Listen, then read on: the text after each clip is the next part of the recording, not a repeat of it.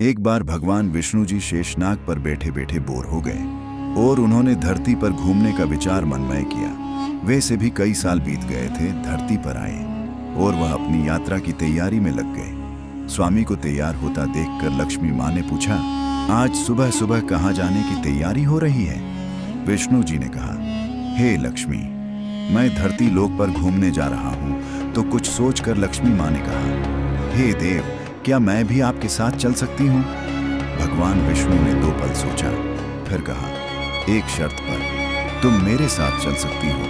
तुम धरती पर पहुंचकर उत्तर दिशा की ओर बिल्कुल मत देखना। इसके साथ ही माता लक्ष्मी ने हाँ कह के अपनी मनवा ली और सुबह सुबह माँ लक्ष्मी और भगवान विष्णु धरती पर पहुंच गए। अभी सूर्य देवता निकल रहे थे। रात बरसात होकर हटी थी। चारों ओर हरियाली ही हरियाली थी। उस समय चारों ओर बहुत शांति थी और धरती बहुत ही सुंदर दिख रही थी और माँ लक्ष्मी मंत्रमुग्ध होकर धरती को देख रही थी और भूल गई कि पति को क्या वचन देकर आई है और चारों ओर देखती हुई कब उत्तर दिशा की ओर देखने लगी, पता ही नहीं चला। उत्तर दिशा में माँ लक्ष्मी को एक बहुत ही सुंदर बगीचा नजर आया और उस तरफ से धीमी धीमी खुशबू आ रही थी और बहुत ही सुंदर सुंदर फूल खिले थे। यह एक फलों का खेत था और माँ लक्ष्मी बिना सोचे समझे उस खेत में गई और एक सुंदर सा फल तोड़ गई।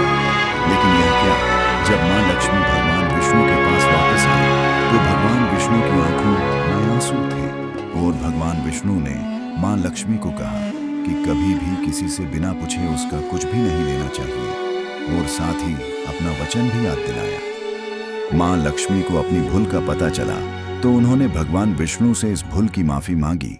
तो भगवान विष्णु ने कहा कि जो तुमने जो भूल की है उसकी सजा तो तुम्हें जरूर मिलेगी। जिस माली के खेत से तुम नए बिना पूछे फल तोड़ा है, यह एक प्रकार की चोरी है। इसलिए अब तुम 3 साल तक माली के घर नौकर बनकर रहो। उसके बाद मैं तुम्हें बैकुंठ में वापस बुलाऊंगा। माँ लक्ष्मी ने चुपचाप सर झुकाकर हाँ कर दी। आजकल की लक्ष्मी थोड़े थी और माँ लक्ष्मी एक गरीब औरत का रूप धारण करके उस खेत के मालिक के घर गई। घर क्या, एक झोपड़ा था और मालिक का नाम माधव था।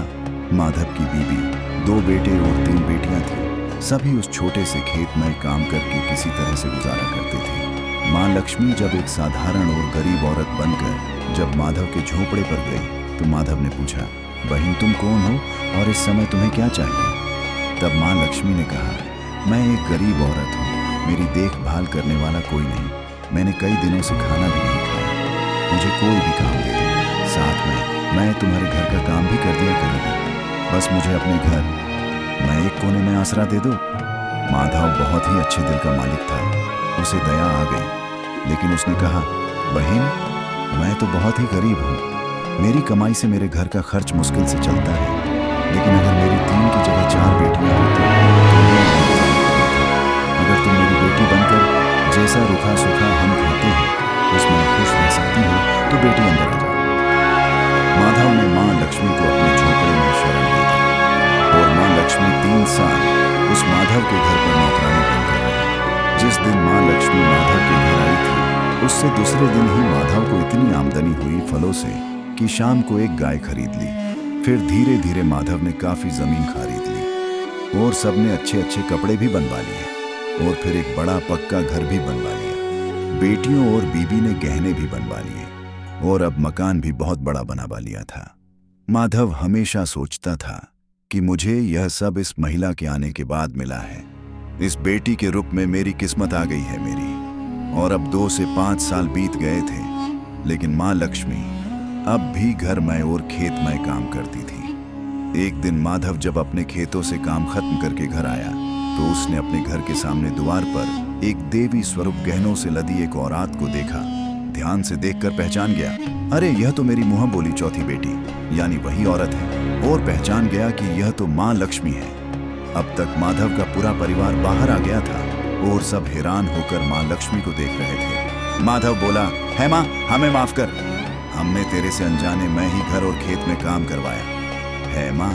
यह कैसा अपराध हो गया है माँ, हम सबको माफ कर दें।